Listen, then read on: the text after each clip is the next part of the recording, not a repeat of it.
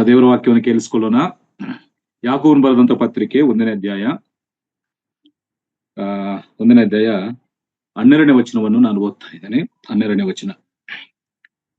ಕಷ್ಟವನ್ನು ಸಹಿಸಿಕೊಳ್ಳುವವನು ಧನ್ಯನು, ಅವನು ಪರಿಶೋಧಿತನಾದ ಮೇಲೆ ಜೀವವೆಂಬ ಜಯಮಾಲೆಯನ್ನು ಹೊಂದುವನು. ಸ್ವಾಮಿಯು ತನ್ನನ್ನು ಪ್ರೀತಿಸುವವರಿಗೆ ಇದನ್ನು ವಾಗ್ದಾನ ಮಾಡಿದ್ದಾನೆ. ದೇವರು ಈ ವಾಕ್ಯಗಳನ್ನು ನಮ್ಮೆಲ್ಲರಿಗಾಗಿ ಆಶೀರ್ವದಿಸಲಿ. ನಾವು 12ನೇ ವಚನದಿಂದ ಸುಮಾರು 18ನೇ ವಚನದವರೆಗೂ ಓದಬೇಕು. ಅದೊಂದು ಭಾಗವಾಗಿದೆ. ಆದ್ರೆ ಎಲ್ಲಾ ವಚನಗಳನ್ನು ನಾವು ಮುಂದೆ ಮುಂದೆ ಓದ್ತೇವೆ. ಆದ್ರೆ ಇವತ್ತು 12ನೇ ವಚನವನ್ನು ಮಾತ್ರ ನಾವು ಓದಿಕೊಂಡು ಅದರಲ್ಲಿರುವಂತಹ ವಿಷಯಗಳನ್ನು ಸ್ವಲ್ಪವಾಗಿ ನಾವು ಆಲೋಚನೆ ಮಾಡೋಣ. ಕಳೆದ 3-4 ವಾರಗಳು ನನಗೆ ಕೂಡ ತುಂಬಾ ಬ್ಯುಸಿ ಆದದ್ರಿಂದ ಪ್ರತಿ ಗುರುವಾರ ನಂದು ಸರದಿ ಇತ್ತು. ಆದ್ರೆ ಪ್ರತಿ ಗುರುವಾರ ಕೂಡ ನನಗೆ ಕೆಲವೊಂದು ಮೀಟಿಂಗ್ಸು, ಕೆಲವೊಂದು ಕಾರ್ಯಗಳಿದ್ದದ್ರಿಂದ ನನಗೆ ಮಾತಾಡ್ಲಿಕ್ಕೆ ಆಗಲಿಲ್ಲ. ಆದ್ರೆ ಇವತ್ತು ಸಾಟರ್ಡೆ, ನಿನ್ನೆ ಮೀಟಿಂಗ್ ಇತ್ತು, ಮೊನ್ನೆ ಮೀಟಿಂಗ್ ಇತ್ತು. ಇವತ್ತು ಸಾಟರ್ಡೆ ನಿಮ್ಮ ಮಧ್ಯದಲ್ಲಿ ಬರ್ಲಿಕ್ಕೆ ದೇವರ ಕೃಪೆ ತೋರಿಸಿದನು ಮತ್ತು ಅವಕಾಶವನ್ನು ಕೊಟ್ಟಂತ ಸೈಮನವರಿಗೂ ಮತ್ತು ದೇವರಿಗೂ ನನ್ನ ಪ್ರೀತಿಪೂರ್ಣ ವಂದನೆಗಳನ್ನು ತಿಳಿಸ್ತಾ ಇದ್ದೇನೆ. ಪ್ರಿಯರೇ, ನಾವು ಯಾಕೋಬನು ಬರೆದಂತ ಪತ್ರಿಕೆಯಲ್ಲಿ ನಾವು ಅಭ್ಯಾಸ ಸಂಬಂಧವಾದಂತ ಕ್ರೈಸ್ತ ಜೀವನಕ್ಕೆ ಬೇಕಾಗಿರುವಂತ ವಿಷಯಗಳನ್ನು ನಾವು ಕೇಳಿಸಿಕೊಳ್ತಾ ಬರ್ತಾ ಇದ್ದೇವೆ.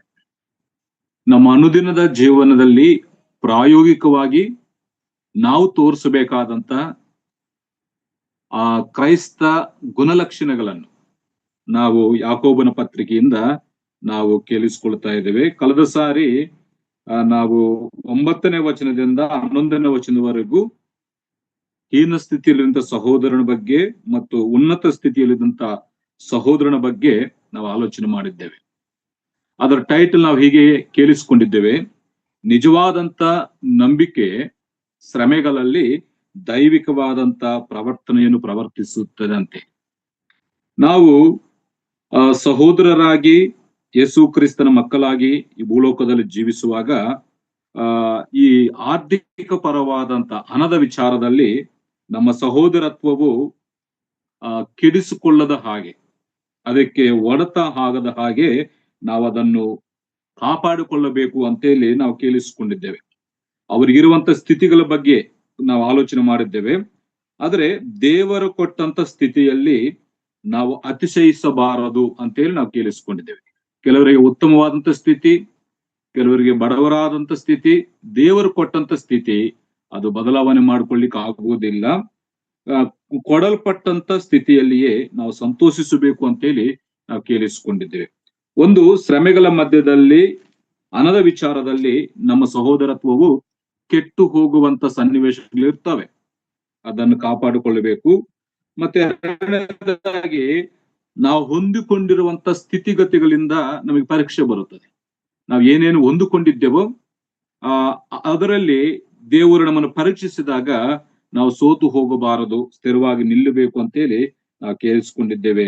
ಮೂರನೇದಾಗಿ, ನಾವು ಯಾವುದರಲ್ಲಿ ಸಂತೋಷ ಪಡ್ತಾ ಇದ್ದೇವೋ, ದೇವರು ಕೊಟ್ಟಂತ ವಿಚಾರಗಳಲ್ಲಿ ಇಲ್ಲ ನಾವು ಸಂಪಾದಿಸಿಕೊಂಡಂತ ವಿಚಾರಗಳಲ್ಲಿ ನಾವು ಯಾವುದರಲ್ಲಿ ಸಂತೋಷ ಪಡ್ತಾ ಇದ್ದೇವೆ, ಇಲ್ಲ ಉಲ್ಲಾಸ ಪಡ್ತಾ ಇದ್ದೇವೆ, ಆ ಉಲ್ಲಾಸವು ಆ ಸಂತೋಷವು ಕೂಡ ಪರೀಕ್ಷೆಗೆ ನಿಲ್ಲುತ್ತದೆ ಅಂತೇಳಿ ನಾವು ಕೇಳಿಸಿಕೊಂಡಿದ್ದೇವೆ. ಅದರ ಪ್ರೇರೆ ಇವತ್ತು 12ನೇ ವಚನದಿಂದ 18ನೇ ವಚನದವರೆಗೂ ನಾವು ಆಲೋಚನೆ ಮಾಡಬೇಕಾದಂತ ಒಂದು ದೈವಿಕವಾದಂತ ಸತ್ಯ ಏನಂತಂದ್ರೆ, ನಿಜವಾದಂತ ನಂಬಿಕೆ ಶ್ರಮೆಗಳಲ್ಲಿ ದೇವರ ಮೇಲೆ ನಿಂದೆಯನ್ನು ಆಪಾದಿಸುವುದಿಲ್ಲ. ಅದನ್ನು ನಾವು ಆಲೋಚನೆ ಮಾಡ್ತೇವೆ. ಒಬ್ಬ ವ್ಯಕ್ತಿಯಲ್ಲಿ ನಿಜವಾದಂತ ನಂಬಿಕೆ ಇರುವಾಗ ಅವನಿಗೆ ಸಂಭವಿಸುವಂತ ಶ್ರಮೆಗಳ ಮಧ್ಯದಲ್ಲಿ ಇಲ್ಲ ಸಂಕಟಗಳ ಮಧ್ಯದಲ್ಲಿ ದೇವರ ಮೇಲೆ ನಿಂದೆಯನ್ನು ಆಪಾದಿಸುವುದಿಲ್ಲ, ಇಲ್ಲ ದೇವರನ್ನು ನಿಂದಿಸುವುದಿಲ್ಲ ಅಂತೇಳಿ ಈ ವಚನ ಭಾಗದಲ್ಲಿ ನಾವು ಸ್ವಲ್ಪವಾಗಿ ಮುಂದೆ ಮುಂದೆ ಕೇಳಿಸಿಕೊಳ್ಳುತ್ತೇವೆ. ಅದಕ್ಕಾಗಿ ಪ್ರಿಯರೇ, ವಾಸ್ತವಿಕವಾದಂತ ಒಂದು ಸತ್ಯ ಏನಂತಂದ್ರೆ, ಒಬ್ಬ ವ್ಯಕ್ತಿಯ ಜೀವನದಲ್ಲಾಗಿರಬಹುದು ಇಲ್ಲ ವಿಶ್ವಾಸ ಜೀವನದಲ್ಲಾಗಿರಬಹುದು, ಒಂದು ಶ್ರಮೆ ಬಂದಾಗ, ಸಂಕಟ ಬಂದಾಗ ದೇವರನ್ನು ಅಪಾರ್ಥ ಮಾಡಿಕೊಳ್ಳುವಂತ ಅವಕಾಶ ಹೆಚ್ಚಾಗಿರ್ತದೆ. ಅಯ್ಯೋ, ನನಗೆ ಯಾಕೆ ಈ ಪರಿಸ್ಥಿತಿ ಬಂತು, ನನಗೆ ಸಂಭವಿಸಬೇಕಾ, ಎಲ್ಲರೂ ಚೆನ್ನಾಗಿದ್ದಾರೆ, ನನ್ನ ಪರಿಸ್ಥಿತಿ ಹೀಗೆ ಯಾಕಿತ್ತು ಅಂತೇಳಿ ಶ್ರಮೆಗಳ ಮಧ್ಯದಲ್ಲಿ ಸಂಕಟಗಳ ಮಧ್ಯದಲ್ಲಿ ದೇವರನ್ನು ಅಪಾರ್ಥ ಮಾಡಿಕೊಂಡು ದೇವರನ್ನೇ ನಿಂದಿಸುವಂತ ಸನ್ನಿವೇಶಗಳು ನಾವು ಲೋಕದಲ್ಲಿ ಅನೇಕ ಸ್ಥಳಗಳಲ್ಲಿ, ಅನೇಕ ವಿಶ್ವಾಸಿಗಳ ಜೀವನದಲ್ಲಿ ನಾವು ಗಮನಿಸುವಂತ ಒಂದು ಸಂಗತಿ. ಆದ್ರೆ ವಾಕ್ಯ ಸತ್ಯ ಹೇಳುವಂತ ಏನಂತಂದ್ರೆ, ನಿಜವಾದಂತ ನಂಬಿಕೆ ನಮ್ಮಲ್ಲಿದ್ದರೆ ನಾವೆಷ್ಟೇ ಕ್ಲಿಷ್ಟವಾದಂತ ಪರಿಸ್ಥಿತಿಗಳಲ್ಲಿ ಹಾದು ಹೋಗ್ತಾ ಇದ್ರೂ ಕೂಡ ನಾವು ದೇವರನ್ನು ನಿಂದಿಸುವುದಿಲ್ಲ, ದೇವರನ್ನು ಅರ್ಥ ಮಾಡಿಕೊಳ್ತೇವೆ ಮತ್ತು ದೇವರನ್ನು ಘನಪಡಿಸ್ತೇವೆ. ಒಂದು ವೇಳೆ ಆ ನಂಬಿಕೆಯಲ್ಲಿ ಬಲಹೀನರಾದಾಗ, ಇಲ್ಲ ಅಪನಂಬಿಕಸ್ಥರಾಗಿ ನಾವು ಜೀವಿಸುವಾಗ ಈ ಶ್ರಮೆಗಳನ್ನು ತಡ್ಕೊಳ್ಳಿಕ್ಕಾಗದೆ, ಈ ಕಷ್ಟವನ್ನು ತಡ್ಕೊಳ್ಳಿಕ್ಕಾಗದೆ ದೇವರನ್ನ ಅಪಾರ್ಥ ಮಾಡಿಕೊಳ್ಳುವಂತ ಅವಕಾಶ ಇದ್ದೇ ಇರ್ತದೆ. ಅದ್ರ ಒಂದು ಚಿಕ್ಕ ವಿಷಯ ಅಂತಂದ್ರೆ, ಆದಾಮನ ವಿಷಯದಲ್ಲಿ ದೇವರು ಆದಾಮನೇ ನೀನು ಎಲ್ಲಿದ್ದೀಯಾ, ಏನು ಮಾಡ್ತಾ ಅಂತ ಕೇಳಿದಾಗ, ನಾನು ಹೇಳಿರುವಂತ ಮಾತು ನೀನು ಅತಿಕ್ರಮಿಸಿದೀಯಾ, ತಿನ್ನಬಾರದಂತ ಹಣ್ಣನ್ನು ನೀನು ತಿಂದಿದ್ಯಾ ಅಂತ ಕೇಳಿದಾಗ ಆದಾಮನ ಏನ್ ಮಾಡ್ತಾನೆ, ದೇವರ ಮೇಲೆ ದೂರ ಹೇಳ್ತಾನೆ. ನೀನು ಕೊಟ್ಟಂತ ಸ್ತ್ರೀ ನನಗ್ ಕೊಟ್ಟಾಗ ನಾನು ತಿಂದಿದ್ದೇನಂತೇಳಿ ತಪ್ಪಿಸ್ಕೊಳ್ಳಿಕ್ಕೆ ಪ್ರಯತ್ನ ಮಾಡಿದನು. ಮತ್ತು ದೇವರನ್ನು ಕೂಡ ದೇವರ ಮೇಲೆ ಕೂಡ ಒಂದು ಆಪಾದನೆ, ನೀನು ಕೊಟ್ಟಂತ ಸ್ತ್ರೀ ನನಗೆ ಕೊಟ್ಟಾಗ ನಾನು ತಿಂದಿದ್ದೇನೆ. ಇದು ಮನುಷ್ಯನ ಸಹಜ ಸ್ವಭಾವವಾಗಿದೆ. ಆದ್ರೆ ವಿಶ್ವಾಸಿಗಳಾಗಿರುವಂತ ನಮ್ಮಲ್ಲಿ ಅಂತ ಸ್ವಭಾವಕ್ಕೆ ನಾವು ಅವಕಾಶವನ್ನು ಕೊಡಬಾರದು. ಯಾಕೆ? ನಾವು ರಕ್ಷಿಸಲ್ಪಟ್ಟಿದ್ದೇವೆ, ದೇವರನ್ನ ಅರ್ಥ ಮಾಡಿಕೊಂಡಿದ್ದೇವೆ. ಕ್ರೈಸ್ತರ ಜೀವನದಲ್ಲಿ ಸಮಸ್ಯೆಗಳು, ಕಷ್ಟ, ಸಂಕಟ, ಹಿಂಸೆ, ಅವಮಾನಗಳು ಸರ್ವಸಾಧಾರಣವಾಗಿ ಬರ್ತವೆ.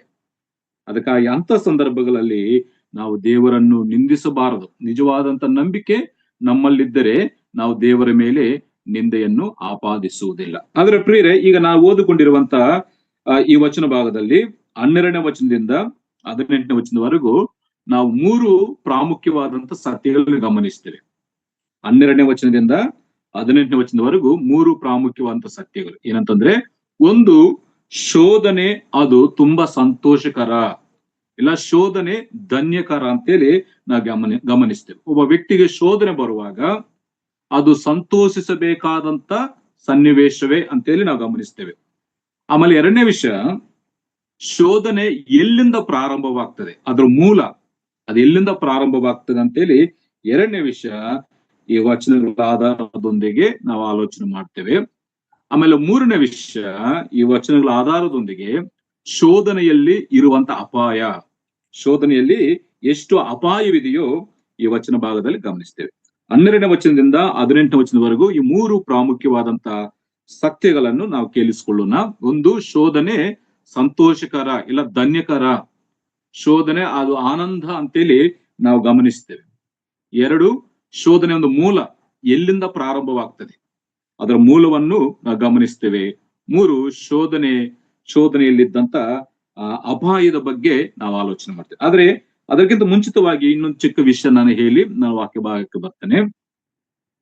ಯಾರು ಧನ್ಯರು, ಯಾರನ್ನು ನಾವು ಧನ್ಯರಂತ ಕರೀತೇವೆ ಅಂತೇಳಿ ಒಂದು ಪ್ರಶ್ನೆ ನಾವು ಹಾಕಿಕೊಳ್ಳುವಾಗ, ಸರ್ವಸಾಧಾರಣವಾಗಿ ಈ ಲೌಕಿಕ ಸಂಬಂಧವಂತ ವಿಚಾರದಲ್ಲಿ ನಾವು ಆಲೋಚನೆ ಮಾಡಿದ್ರೆ, ಭೌತಿಕವಾದಂತ ವಿಚಾರಗಳಲ್ಲಿ ಸರ್ವ ಸಮೃದ್ಧಿ ಉಳ್ಳವರನ್ನು ಲೋಕವು ಇವರು ಧನ್ಯರು ಅಂತ ಕರೀತದೆ. ಯಾರು ಧನ್ಯರು, ಯಾರನ್ನು ನಾವು ಧನ್ಯರಂತ ಕರೀತೇವೆ ಅಂತ ಆಲೋಚನೆ ಮಾಡುವಾಗ, ಭೌತಿಕವಾದ ಸಂಬಂಧವಾದಂತ ಸಮೃದ್ಧಿಯಲ್ಲಿ, ಅಂದ್ರೆ ಆಸ್ತಿ, ಅಂತಸ್ತು, ಐಶ್ವರ್ಯ, ಉದ್ಯೋಗ, ಮತ್ತೆ ಇನ್ನು ಕೆಲವರು ಗಂಡು ಮಕ್ಕಳು, ಈಗ ಒಂದು ಸ್ತ್ರೀಗೆ 6 ಜನ ಗಂಡು ಮಕ್ಕಳಿದ್ರೆ ಇವರು ಧನ್ಯರು ಅಂತೇಳಿ, ಅಂದ್ರೆ ಈ ಭೌತಿಕ ಸಂಬಂಧವಾದಂತ ಸಮೃದ್ಧಿಯನ್ನು ನೋಡಿ ಇವರು ಧನ್ಯರು, ಇವರು ಸಂತೋಷ ಜೀವಿಗಳು, ಇವರು ಸಮಾಧಾನದಿಂದಿದ್ದಾರೆ, ಇವರು ಆಶೀರ್ವದಿಸಲ್ಪಟ್ಟಂತ ಜನರು ಅಂತೇಳಿ ಆ ಲೋಕದಲ್ಲಿ ಹೇಳುವಂತ ಒಂದು ವಿಚಾರ. ಧನ್ಯರಂದ್ರೆ ಲೋಕ ಕೊಡುವಂತ ಒಂದು ಡೆಫಿನೇಷನ್ ಏನಂತಂದ್ರೆ, ಎಲ್ಲ ಇದ್ದವರು, ಅವ್ರಿಗೆ ಏನು ಕಡಿಮೆ ಇಲ್ಲ, ಆಸ್ತಿ ಇದೆ, ಅಂತಸ್ತಿದೆ, ಬಿಲ್ಡಿಂಗ್ ಇದೆ, ಭವನ ಇದೆ, ಕಾರ್ ಇದೆ, ಸಂಬಂಧಿಕರು ಎಲ್ಲ ಇದೆ. ಅದಕ್ಕಾಗಿ ಅವರನ್ನು ಧನ್ಯರಂತೇಳಿ ಲೋಕವು ಕೊಡುವಂತ ಒಂದು ಡೆಫಿನೇಷನ್. ಆದರೆ ಪರಿಶುದ್ಧ ಗ್ರಂಥ ಕೊಡುವಂತ ಒಂದು ಡೆಫಿನೇಷನ್ ಅಂತಂದ್ರೆ, ಒಂದು ಅರ್ಥ ಧನ್ಯರು ಅಂದ್ರೆ ಯಾರಂದ್ರೆ, ಪರಿಶುದ್ಧ ಗ್ರಂಥದಲ್ಲಿ ನಾವು ಅನೇಕ ವಚನಗಳನ್ನು ನಾವು ಆಧಾರ ಮಾಡಿಕೊಂಡು ಹೇಳಬಹುದು. ಆದ್ರೆ ಇಲ್ಲಿ ಕೆಲವೊಂದು ವಿಚಾರ ನಾನು ಹೇಳಿ ನಾನು ವಾಕ್ಯ ಭಾಗಕ್ಕೆ ಬರ್ತೇನೆ. ಯಾರು ಧನ್ಯರು?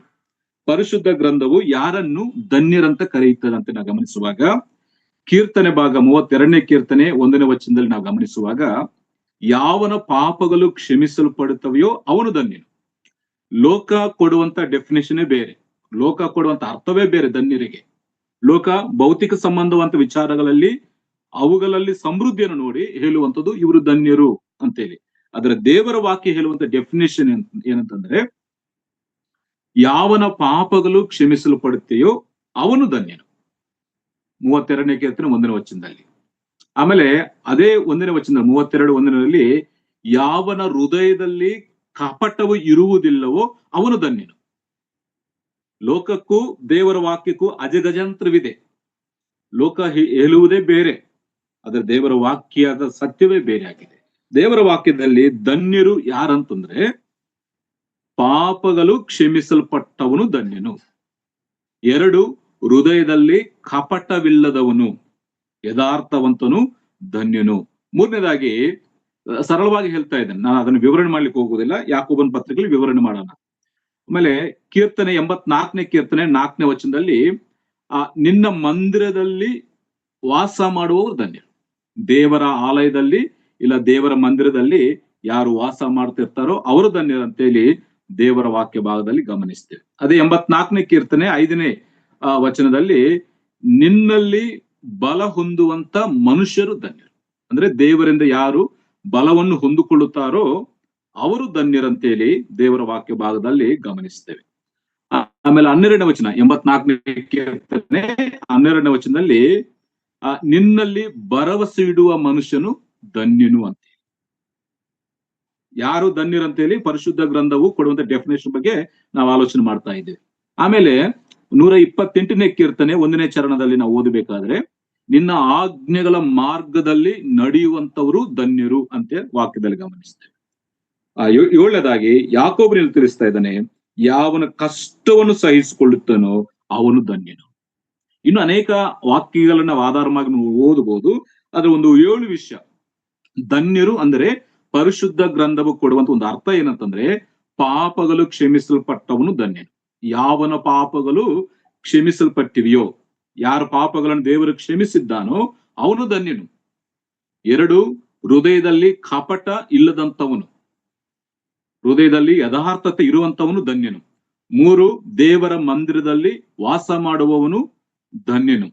4, ದೇವರಿಂದ ಬಲ ಹೊಂದುವವನು ಧನ್ಯನು. 5, ದೇವರಲ್ಲಿ ಭರವಸೆ ಇಡುವ ಮನುಷ್ಯನು ಧನ್ಯನು. 6, ದೇವರ ಆಜ್ಞೆಗಳನ್ನು ಅನುಸರಿಸಿ ನಡೆಯುವವನು ಧನ್ಯನು. 7ನೇ ವಿಷಯ ಯಾಕೋಬನು ತಿಳಿಸ್ತಾನೆ, ಕಷ್ಟವನ್ನು ಸಹಿಸಿಕೊಳ್ಳುವವನು ಧನ್ಯನು. ಲೋಕ ಕೊಡುವಂತ ಡೆಫಿನೇಷನ್ ಧನ್ಯರಂದ್ರೆ, ಲೋಕ ಈ ಭೌತಿಕವಾದಂತ ಸಮೃದ್ಧಿಯನ್ನು ನೋಡಿ ಇವರು ಧನ್ಯರಂತ ಇರ್ತಾರೆ. ಆದರೆ ದೇವರ ವಾಕ್ಯ ಹೇಳುವಂಥದ್ದು, ಪಾಪಗಳು ಕ್ಷಮಿಸಲ್ಪಟ್ಟವನು ಧನ್ಯ. ಇಲ್ಲಿ ಯಾಕೋಬನು 12ನೇ ವಚನದಿಂದ 18ನೇ ವಚನದವರೆಗೂ ಗಮನಿಸುವಾಗ,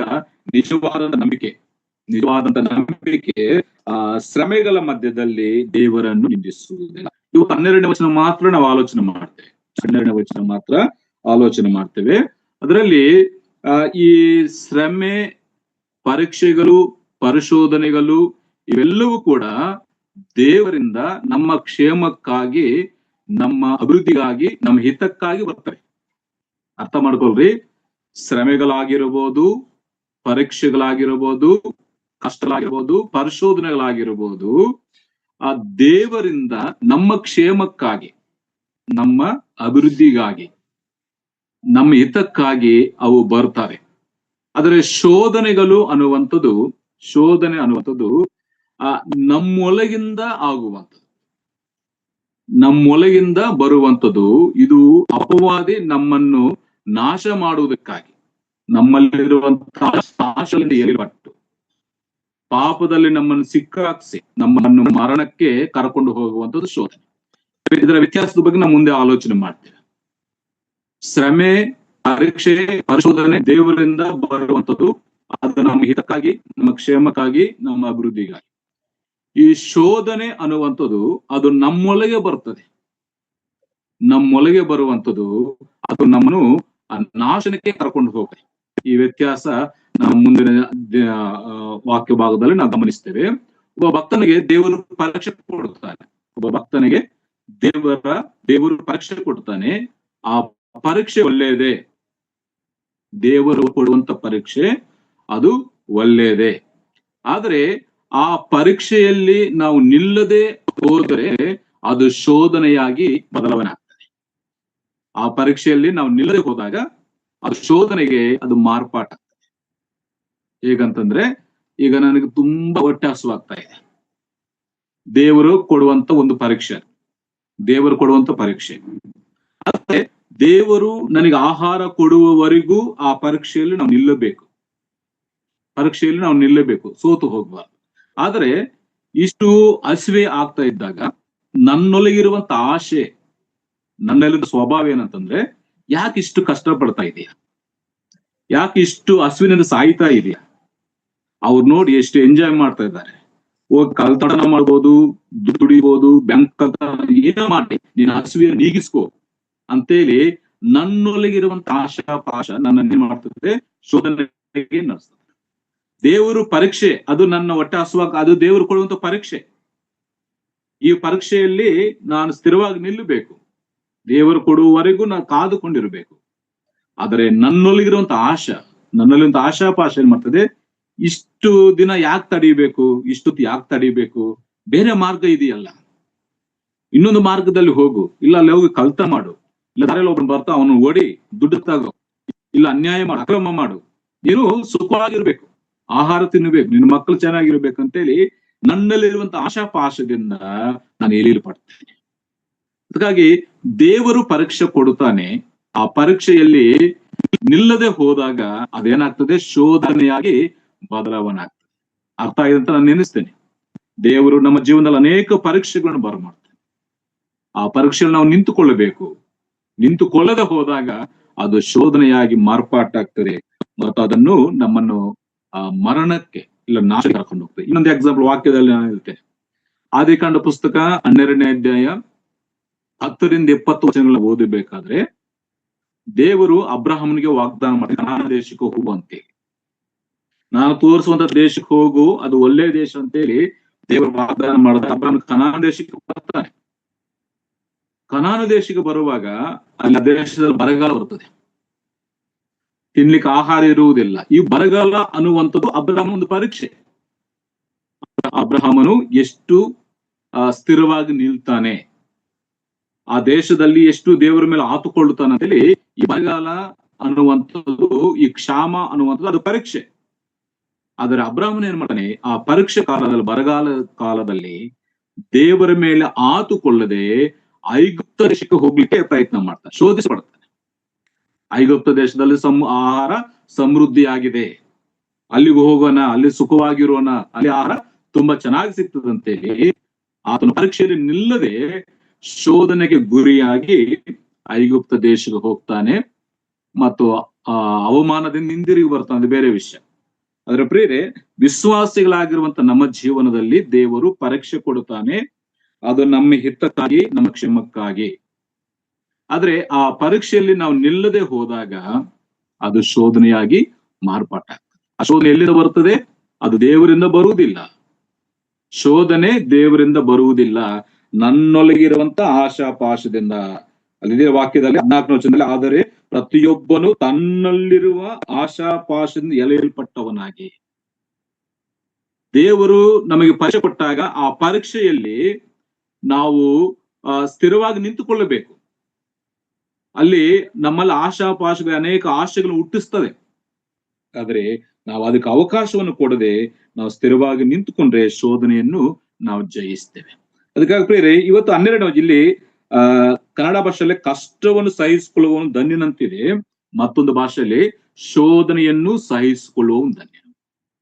ಶೋಧನೆ ಪ್ರತಿಯೊಬ್ಬರಿಗೆ ಶೋಧನೆ ಬರ್ತದೆ. ಟೆಂಪ್ಟೇಷನ್ ಬಾರದೆ ಇರುವಂತವನು ಒಬ್ಬನು ಇರುವುದಿಲ್ಲ ಪ್ರಿಯರೇ. ಆದ್ರೆ ಅದಕ್ಕೆ ಎಷ್ಟು ಜನರ ಅವಕಾಶ ಕೊಡ್ತಾ ಇದ್ದೇವೆ, ಇಲ್ಲ ಅದನ್ನು ಸಹಿಸಿಕೊಂಡು ಸ್ಥಿರವಾಗಿ ನಿಲ್ತಾ ಇದ್ದೇವೆ ಅನ್ನುವಂಥದ್ದು ತುಂಬಾ ಪ್ರಾಮುಖ್ಯವಂತ ಒಂದು ವಿಷಯ. ಇನ್ನೊಂದು ಎಕ್ಸಾಂಪಲ್ ಹೇಳ್ತೇನೆ. ಶೋಧನೆ ಅನ್ನುವಂಥದ್ದು ಪ್ರತಿಯೊಬ್ಬರಿಗೆ ಬರ್ತದೆ. ಹೇಗಂದ್ರೆ, ಈಗ ನನ್ನ ತಲೆ ಮೇಲೆಯಿಂದ ಕಾಗೆ ಆರಿ ಹೋಗುವಂತದನ್ನು ನನಗೆ ತಡೆಯಲಿಕ್ಕೆ ಸಾಧ್ಯವಿಲ್ಲ. ಅದು ಯಾವ ಸಮಯದಲ್ಲಿ ಬೇಕಾದ್ರೆ ಆರಿ ಹೋಗ್ತದೆ, ಅದು ತಡೀಲಿಕ್ಕೆ ಆಗುವುದಿಲ್ಲ. ಆದ್ರೆ ಅದೇ ಕಾಗೆ ನನ್ನ ತಲೆ ಮೇಲೆ ಕೂತುಕೊಂಡು ಗೂಡು ಕಟ್ಟಿಕೊಂಡು ಮೊಟ್ಟೆ ಇಟ್ಟು ಮರಿಗಳನ್ನ ಮಾಡುವುದು, ಅಷ್ಟು ತನಕ ನಾನು ಸುಮ್ಮನೆ ಇದ್ರೆ ನಾನೇನಾಗ್ತೇನೆ, ಅದಕ್ಕೆ ಸೋತು ಹೋದವನು ಆಗಿರ್ತೇನೆ. ಅದಕ್ಕಾಗಿ ಈ ಶೋಧನೆ ಬಂದೇ ಬರ್ತದೆ. ಆ ಶೋಧನೆಗೆ ನಾವು ಅವಕಾಶವನ್ನು ಕೊಟ್ಟು ಅದನ್ನು ಮರಿಗಳು ಮಾಡುವಂತ ಅವಕಾಶ ನಾವು ಕೊಟ್ರೆ ನಾವು ನಂಬಿಕೆಯ ಜೀವನದಲ್ಲಿ ಸೋತು ಹೋಗ್ತೇವೆ. ಅದಕ್ಕಾಗಿ ಯಾಕೋಬನು ಹೇಳುವಂತ ಮಾತು, ಶೋಧನೆಯನ್ನು ಸಹಿಸಿಕೊಳ್ಳುವವನು ಧನ್ಯನು ಅಂತೆ. ಭಕ್ತರಿಗೆ ಶೋಧನೆ ಬಂದೇ ಬರ್ತದೆ. ಆ ಶೋಧನೆಗಳು ಬರುವಾಗ ಸಹಿಸಿಕೊಳ್ಳುವಂತ ಒಂದು ಶಕ್ತಿ, ಅದನ್ನು ಜಯಿಸುವಂತ ಒಂದು ಶಕ್ತಿ ನಾವು ವಾಕ್ಯದಿಂದ ಅನುಭವಿಸಬೇಕು, ಅದನ್ನು ಹೊಂದಿಕೊಳ್ಳಬೇಕು. ಅದಕ್ಕಾಗಿ ಇಲ್ಲಿ ಮೊದಲನೇ ವಿಷಯ, ಶೋಧನೆ ಧನ್ಯಕರ ಅಂತ ನಾನು ಹೇಳಿದ್ನಲ್ಲ, ಯಾಕೆ, ಯಾವ ರೀತಿಯಾಗಿ ಅಂತ ಆಲೋಚನೆ ಮಾಡೋಣ. ಪ್ರತಿಯೊಬ್ಬರ ಜೀವನದಲ್ಲಿ ದೇವರು ಪರೀಕ್ಷೆ ಕೊಡ್ತಾನೆ. ಆ ಪರೀಕ್ಷೆ ಶೋಧನೆಗೆ ಅದು ಬದಲಾವಣೆ ಆಗ್ಲಿಕ್ಕೆ ಕಾರಣಗಳು ಬರ್ತವೆ. ನಾನು ಮುಂದೆ ಹೇಳ್ತೀನಿ ಆ ವಿಷಯ. ದೇವರು ಕೊಡುವಂತ ಪರೀಕ್ಷೆಯಲ್ಲಿ ನಾವು ನಿಲ್ಲದೆ ಅಚಂಚಲರಾಗಿ ಸ್ಥಿರವಿಲ್ಲದೆ ಜೀವಿಸುವಾಗ ಆ ಪರೀಕ್ಷೆ ಏನಾಗ್ತದೆ, ಶೋಧನೆಯಾಗಿ ಬದಲಾವಣೆ ಆಗ್ತದೆ. ಶೋಧನೆಯಲ್ಲಿ ಸೋತು ಹೋದರೆ ನಾವು ಮರಣಕ್ಕೆ, ಪಾಪಕ್ಕೆ, ಶಾಪಕ್ಕೆ ನಾವು ಗುರಿ ಆಗ್ತೇವೆ. ಆದ್ರೆ ಒಂದು ವಿಷಯ, ನಮ್ಮ ಮೊದಲನೇ ವಿಷಯ, ಶೋಧನೆ ಧನ್ಯಕರ ಇಲ್ಲ ಸಂತೋಷ ಅಂತ ನಾವು ಗಮನಿಸಿದ್ವಲ್ಲ. ಯಾಕಂತಂದ್ರೆ ಈ ಶೋಧನೆ ಅನ್ನುವಂಥದ್ದು ಯಾರಿಗೆ ಬರ್ತದೆ, ಯಾಕಿದು ಧನ್ಯಕರ ಅಂತ ಗಮನಿಸುವಾಗ ವಾಕ್ಯ ಭಾಗದಲ್ಲಿ ನೋಡಿ, 12ನೇ ವಚನದಲ್ಲಿ ಇವತ್ತು ದೇವರು ಪ್ರೀತಿಸುವವರಿಗೆ ಇಲ್ಲ ದೇವರಿಂದ ಪ್ರೀತಿಸಲ್ಪಡುವವರಿಗೆ ಶೋಧನೆ ಬರ್ತದೆ. ಎಲ್ಲರಿಗೂ ಬರಲ್ಲ ಪ್ರಿಯರೇ. ಯಾರು ದೇವರಿಂದ ಪ್ರೀತಿಸಲ್ಪಡ್ತಾ ಇದ್ದಾರೋ ಅವರಿಗೆ ಶೋಧನೆ ಬರುತ್ತದೆ. ಇನ್ನೊಂದು, ಪ್ರಾರ್ಥಿಸುವವರಿಗೆ ಶೋಧನೆ ಬರ್ತದೆ. ನೀನು ಪ್ರಾರ್ಥಿಸ್ತಾ ಇದೆಯಾ, ನಿನಗೆ ಶೋಧನೆ ಬರ್ತದೆ. ನೀನು ದೇವರಿಂದ ಪ್ರೀತಿಸಲ್ಪಡ್ತಾ ಇದೆಯಾ, ಶೋಧನೆ ಬರ್ತದೆ. ನೀನು ಆತ್ಮದಿಂದ ನಡೆಸಲ್ಪಡ್ತಾ ಇದೆಯಾ, ಶೋಧನೆ ಬರ್ತದೆ. ಯಾರಿಗೆ ಶೋಧನೆ? ದೇವರಿಂದ ಪ್ರೀತಿಸಲ್ಪಡುವಂತವರಿಗೆ. ಇವತ್ತು ನಾನು ಶೋಧಿಸಲ್ಪಡ್ತಾ ಇದ್ದೇನೆ ಅಂದ್ರೆ ಅರ್ಥ ಏನು? ದೇವರು ನನ್ನನ್ನು ಪ್ರೀತಿಸ್ತಾ ಇದ್ದಾನೆ, ಅದಕ್ಕೆ ಧನ್ಯಕರ. ಇವತ್ತು ನಾನು ಅನೇಕ ಶೋಧನೆಗಳಲ್ಲಿ ಶೋಧಿಸಲ್ಪಡ್ತಾ ಇದ್ದೇನೆ, ಅರ್ಥ ದೇವರು ನನ್ನನ್ನು ಪ್ರೀತಿಸ್ತಾ ಇದ್ದಾನೆ. 12ನೇ ವಚನದಲ್ಲಿ ಸ್ವಾಮಿಯು ತನ್ನನ್ನು ಪ್ರೀತಿಸುವವರಿಗೆ ಇದನ್ನು ವಾಗ್ದಾನ ಮಾಡಿದ್ದಾನೆ. ಅಂದ್ರೆ ಯಾರು ಶೋಧನೆಯನ್ನು ಸಹಿಸಿಕೊಳ್ಳುತ್ತಾರೆ ಅವರಿಗೆ ವಾಗ್ದಾನ, ಜೀವವೆಂಬ ಜಯಮಾಲೆ. ಈಗ ದೇವರು ನನ್ನನ್ನು ಪ್ರೀತಿಸ್ತಾ ಇದ್ದಾನೆ ಅಲ್ಲಿ ರುಜುವೇನು, ನಾನು ಶೋಧಿಸಲ್ಪಡ್ತಾ ಇದ್ದೆ. ಅದಕ್ಕಾಗಿ ದೇವರಿಂದ ಪ್ರೀತಿಸಲ್ಪಡುವವರಿಗೆ, ದೇವರಿಗೆ ಪ್ರಾರ್ಥಿಸುವಂತವರಿಗೆ, ಆತ್ಮನಿಂದ ನಡೆಸಲ್ಪಡುವಂತವರಿಗೆ ಶೋಧನೆ ಬರ್ತದೆ. ಪಾಪ ಮಾಡುವವರಿಗೆ ಶೋಧನೆ ಬರುವುದಿಲ್ಲ ಪ್ರಿಯರೇ. ಇಷ್ಟ ಬಂದ ಹಾಗೆ ಜೀವಿಸುವಂತವ್ರಿಗೆ ಶೋಧನೆ ಬರಲ್ಲ. ಎಲ್ಲ ನೋಡ್ಲಿಕ್ಕೆ ಆಸೆ ಪಡುವನಿಗೆ ಏನು ಶೋಧನೆ ಇರ್ತದೆ? ಇದು ನಾನು ನೋಡಬಾರದು, ಇದನ್ನು ನಾನು ಮಾಡಬಾರದು, ನಾನು ಹೀಗಿರ್ಬೇಕಂತ ಅಂತೇಳಿ ಯಾರು ಒಂದು ಪ್ರತ್ಯೇಕವಾದ ಜೀವನವನ್ನು ಜೀವಿಸ್ಲಿಕ್ಕೆ ಇಷ್ಟಪಡ್ತಾರೋ ಅವರಿಗೆ ಶೋಧನೆ. 24 ಗಂಟೆ ಪಾಪದಲ್ಲಿ ಮುಳುಗಿ ಹೋದಂತವರಿಗೆ ಶೋಧನೆ ಬರಲ್ಲ, ಯಾಕೆ ಅವರು ಅದರಲ್ಲೇ ಇದ್ದಾರೆ. ಅದಕ್ಕಾಗಿ ಇವತ್ತು ನಾವು ಶೋಧಿಸಲ್ಪಡ್ತಾ ಇದ್ದೇವೆ ಅಂದ್ರೆ ಅರ್ಥ ಏನು? ನಾವು ಪಾಪದಿಂದ ಪ್ರತ್ಯೇಕವಾಗಿದ್ದೇವೆ, ನಾವು ದೇವರಿಂದ ಪ್ರೀತಿಸಲ್ಪಡ್ತಾ ಇದ್ದೇವೆ, ನಾವು ಪ್ರಾರ್ಥಿಸುವಂತ ಜನಾಂಗದವರಾಗಿದ್ದೇವೆ, ದೇವರ ಆತ್ಮನಿಂದ ನಾವು ನಡೆಸಲ್ಪಡ್ತಾ ಇದ್ದೇವೆ. ಅದಕ್ಕಾಗಿ ನಮ್ಗೆ ಶೋಧನೆ ಬರ್ತಾ ಇದೆ. ಅದಕ್ಕಾಗಿ ಶೋಧನೆ ಅನ್ನುವಂಥದ್ದು ಧನ್ಯಕರ. ಪಾಪದಲ್ಲಿರುವವರಿಗೆ ಶೋಧನೆ ಬರಲ್ಲ. ಈಗ ಮೊಬೈಲ್ ಇದೆ, ಮೊಬೈಲ್ ನಲ್ಲಿ ಎಲ್ಲ ನೋಡ್ಲಿಕ್ಕೆ ಮನಸ್ಸಿರುವವನಿಗೆ ಶೋಧನೆ ಯಾಕಿರ್ತದೆ? ದೇವರ ವಾಕ್ಯ ನೋಡ್ತಾನೆ, ಅಶ್ಲೀಲ ಚಿತ್ರಗಳು ನೋಡ್ತಾನೆ, ಎಲ್ಲ ನೋಡ್ತಿರ್ತಾನೆ, ಶೋಧನೆ ಬರಲ್ಲ. ಎಲ್ಲ ಮಾಡುವಂತವನಿಗೆ, ಎಲ್ಲ ನೋಡುವಂತವನಿಗೆ ಯಾವ ಶೋಧನೆ ಬರಲ್ಲ. ಅವನು ಇಷ್ಟ ಬಂದ ಹಾಗೆ ಜೀವಿಸ್ತಾನೆ. ಯಾರಿಗೆ? ನಾನು ಕ್ರಮವಾಗಿರಬೇಕು, ನಾನು ಪ್ರತ್ಯೇಕವಾಗಿರಬೇಕು, ನಾನು ಪರಿಶುದ್ಧವಾಗಿರಬೇಕು, ನಾನು ದೇವರ ಮಗನಾಗಿರಬೇಕು, ನಾನು ಪ್ರಾರ್ಥಿಸುವಂತ ವ್ಯಕ್ತಿ ಆಗಿರ್ಬೇಕಂತೇಳಿ ಮನಸ್ಸು ಮಾಡುವವರಿಗೆ ಮಾತ್ರ ಶೋಧನೆ ಬರ್ತದೆ. ಅದರಿಂದ ಅವನನ್ನು ಕೆಡಿಸಬೇಕು, ಅದರಿಂದ ಅವನನ್ನು ಪಾಪ ಮಾಡ್ಲಿಕ್ಕೆ ಪ್ರೇರೇಪಿಸಬೇಕು,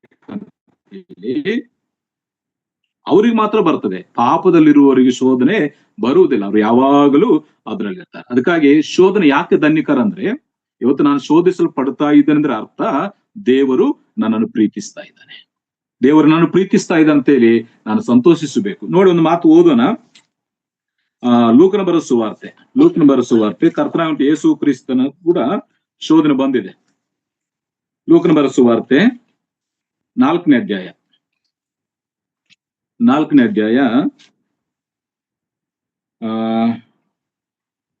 ಮೊದಲನೇ ವಚನ. ಯೇಸು ಪವಿತ್ರಾತ್ಮ ಭರಿತನಾಗಿ ಯೋರ್ಧಾನ ಹೊಲೆಯಿಂದ ಹಿಂತಿರುಗಿ ದೇವರಾತ್ಮನಿಂದ 40 ದಿವಸ ಅಡವಿಯಲ್ಲಿ ನಡೆಸಲ್ಪಡುತ್ತಾ ಸೈತಾನನಿಂದ ಶೋಧಿಸಲ್ಪಟ್ಟನು. ಆ ದಿವಸಗಳಲ್ಲಿ ಆತನು ಏನು ತಿನ್ನಲಿಲ್ಲ. ಅವು ಕಲದ ಮೇಲೆ ಆತನಿಗೆ ಹಸಿವೆಯಾಯಿತು. ಆಗ ಸೈತಾನನು ಇದು ದೇವರಿಗೆ ಒಂದು ಆತನು ಪವಿತ್ರಾತ್ಮ ಭರಿತನಾಗಿ ಆತ ನಡೆಸಲ್ಪಡ್ತಾ ಇದ್ದನು, ದೇವರಾತ್ಮನಿಂದ ನಡೆಸಲ್ಪಡ್ತಾ ಇದ್ದನು. ಇದು ಯೇಸು ಕ್ರಿಸ್ತನಿಗೆ ಒಂದು ಪರೀಕ್ಷೆಯಾಗಿ ಉಪವಾಸವಿದ್ದನು. ಆದ್ರೆ ಅವು ತೀರಿದ ಮೇಲೆ ಆತನಿಗೆ ಹಸಿವೆ ಆಯಿತು, ಸೈತಾನನಿಗೆ ಅವಕಾಶ ಸಿಕ್ತು. ಹಸಿವೆ ಆದಾಗ ಸೈತಾನನು ಬಂದು ಏನ್ ಮಾಡ್ತಾನೆ, ನೀನು ದೇವರ ಮಗನಾಗಿದ್ದರೆ. ಇದು ಶೋಧನೆ. ಮೇಲ್ ನೋಡಿದ ಪರೀಕ್ಷೆ, ದೇವರಿಗಾಗಿ ದೇವರು ಆತನ ಪರೀಕ್ಷಿಸ್ತಾ ಇದ್ದಾನೆ. ಆ ಪರೀಕ್ಷೆಯ ಕಾಲದಲ್ಲಿ ಆತನಿಗೆ ಹಸಿವೆಯಾದಾಗ ಆಗ ಸೈತಾನನು ಕಾದುಕೊಂಡಿರ್ತಾನೆ. ನಮ್ಮ ಪರೀಕ್ಷಾ ಸಮಯದಲ್ಲಿ ನಾವು ಎಲ್ಲಿ ಬಲಹೀನರಾಗ್ತೇವೆ, ನಾವೆಲ್ಲಿ ಚಂಚಲರಾಗ್ತೇವೆ ಅಂತೇಳಿ ಆತನು ಕಾದುಕೊಂಡು ನಮ್ಮನ್ನು ಶೋಧಿಸಲಿಕ್ಕೆ ಪ್ರಯತ್ನ. ಆಗ ಸೈತಾನನು ಯೇಸು ಕ್ರಿಸ್ತನ ಬಳಿಗೆ ಬರ್ತಾನೆ. ಇಲ್ಲಿ ನೋಡಿ, ಯೇಸು ಸ್ವಾಮಿ ದೇವರಿಂದ ಪ್ರೀತಿಸಲ್ಪಡುವಂತವನು. 22ನೇ ವಚನದಲ್ಲಿ ಕೂಡ, ನೀನು ಪ್ರಿಯನಾಗಿರುವ ನನ್ನ ಮಗನು, ನಾನು ನಿನ್ನನ್ನು ಮೆಚ್ಚಿದ್ದೇನೆ.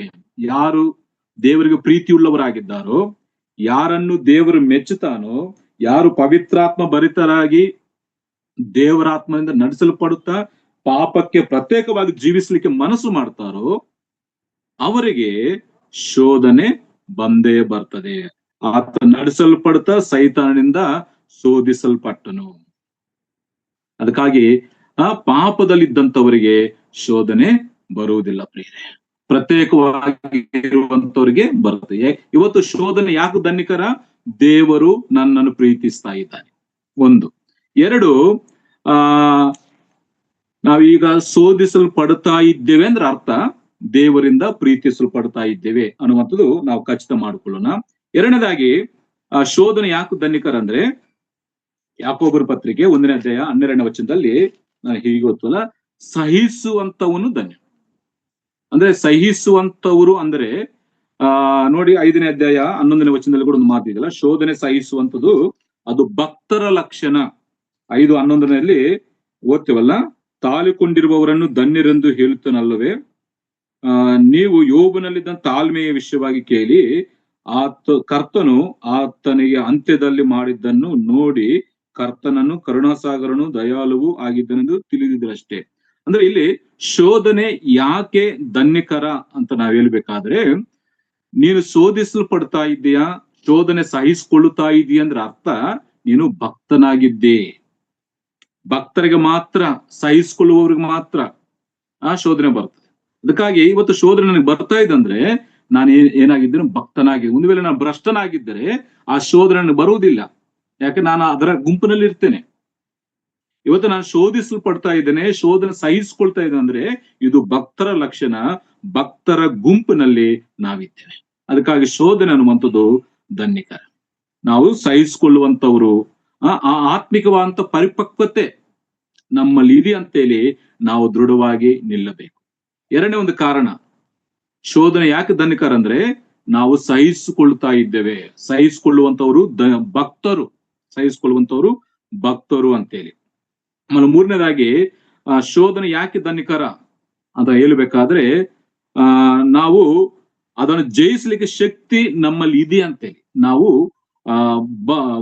ಬಲ ಇರುವಂತವ್ರು ಆದದ್ರಿಂದಲೇ ನಾವು ಅದನ್ನು ಜಯಿಸ್ತಾ ಇದ್ದೇವೆ. ಶೋಧನೆಗೆ ನಾವು ನಿಲ್ತಾ ಇದ್ದೇವೆ, ಸೋತು ಹೋಗ್ತಾ ಇಲ್ಲ. ಇಲ್ಲಿ ಯೋಬನು ಶೋಧನೆಯಲ್ಲಿ ತಾಳ್ಮೆಯಿಂದ ಸಹಿಸಿಕೊಂಡನು. ಅಲ್ಲಿ ಮೇಲೆ ವಚನದಲ್ಲಿ ಪ್ರವಾದಿಗಳು ಕೂಡ ತಾಳ್ಮೆಯಿಂದ ಸಹಿಸಿಕೊಂಡ್ರು. ಈ ಶೋಧನೆ ಬರುವಂಥದ್ದು, ಶೋಧನೆ ಸಹಿಸಿಕೊಳ್ಳುವಂಥದ್ದು ಅದು ಭಕ್ತರ ಲಕ್ಷಣ, ಅದು ಬಲವಂತರ ಲಕ್ಷಣ. ನೀನು ಬಲಾರ್ಜಿನಾಗಿದ್ದಿ, ದೇವರ ಕೃಪೆಯಿಂದ, ದೇವರ ವಾಕ್ಯದಿಂದ ನೀನು ಬಲಾರ್ಜಿನಾಗಿದ್ದಿ. ಅದಕ್ಕಾಗಿ ಶೋಧನೆಯನ್ನು ನೀನು ಸಹಿಸಿಕೊಳ್ತಾ ಇದ್ದಿ. ಇಸ್ಕರಿಯೋತ ಯೂದನಿಗೆ ಶೋಧನೆ ಬಂತು. ಇಸ್ಕರಿಯೋತ ಯೂದನಿಗೆ ಶೋಧನೆ ಬಂದಾಗ ಅವನು ಅದನ್ನು ಸೋತು ಹೋದನು. ದೇವರು ಅನೇಕ ಸಾರಿ ಅವಕಾಶ ಕೊಟ್ಟಿದ್ರು ಕೂಡ ಅನೇಕ ಸಾರಿ ದೇವರು ಅವನಿಗೆ ಅವಕಾಶವನ್ನು ಕೊಟ್ಟಿದ್ರು ಕೂಡ ಅದನ್ನು ಅವನು ಉಪಯೋಗಿಸಿಕೊಳ್ಳದೆ ಶೋಧನೆಗೆ ಅವಕಾಶ ಕೊಟ್ಟು ಆತನು ಸೋತು ಹೋಗ್ತಾನೆ. ಅದಕ್ಕಾಗಿ ಪ್ರಿಯರೇ, ಇಲ್ಲಿ ಶೋಧನೆ ಯಾಕೆ ಧನ್ಯಕರ ಅಂದ್ರೆ ನಾನು 3 ವಿಷಯ ಹೇಳಿದ್ದೆ. 1, ನಾವು ದೇವರಿಂದ ಪ್ರೀತಿಸಲ್ಪಡ್ತಾ ಇದ್ದೇವೆ. 2, ನಾವು ಭಕ್ತಿವಂತರಾಗಿದ್ದೇವೆ. 3, ನಾವು ಬಲವಂತರಾಗಿದ್ದೇವೆ. ಅದಕ್ಕಾಗಿ ನಮ್ಮ ಜೀವನದಲ್ಲಿ ಶೋಧನೆಗಳು ಬಂದೇ ಬರ್ತವೆ. ನಮ್ಮನ್ನು ಕೆಡಿಸಲಿಕ್ಕೆ, ನಮ್ಮನ್ನು ಹಾಳು ಮಾಡ್ಲಿಕ್ಕೆ, ನಮ್ಮನ್ನು ಪಾಪಕ್ಕೆ ಸಿಕ್ಕಿಸಬೇಕಂತೇಳಿ ಶೋಧನೆ ಬಂದೇ ಬರ್ತದೆ. ಅದಕ್ಕಾಗಿ ಯಾಕೋಬನು ಹೇಳ್ತಾನೆ 12ನೇ ವಚನದಲ್ಲಿ, ಕಷ್ಟವನ್ನು ಸಹಿಸಿಕೊಳ್ಳುವವನು ಇಲ್ಲ ಶೋಧನೆಯನ್ನು ಸಹಿಸಿಕೊಳ್ಳುವವನು ಧನ್ಯನು, ಅವನು ಪರಿಶೋಧಿತನಾದ ಮೇಲೆ ಏನ್ ಸಿಗ್ತದೆ, ಜೀವವೆಂಬ ಜಯಮಾಲೆಯನ್ನು ಹೊಂದುವನು. ಸ್ವಾಮಿ ತನ್ನನ್ನು ಪ್ರೀತಿಸುವವರಿಗೆ ಇದನ್ನು ಆಗ್ತಾರೆ.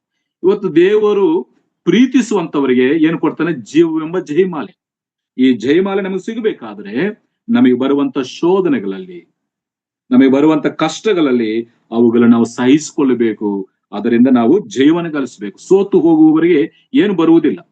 ಸೋತು ಹೋಗುವವರಿಗೆ ಅಲ್ಲಿ ಓದ್ತೀವಲ್ಲ, ಆಶಾ ಪಾಶದಿಂದ ಎಳೆಯಲ್ಪಟ್ಟವರಾಗಿ ಅವ್ರೇನಾಗ್ತಾರೆ? ಮರಣಕ್ಕೆ ದಾಸರಾಗ್ತಾರೆ, ಪಾಪದಲ್ಲಿ ಬಿದ್ದು ಹೋಗ್ತಾರೆ.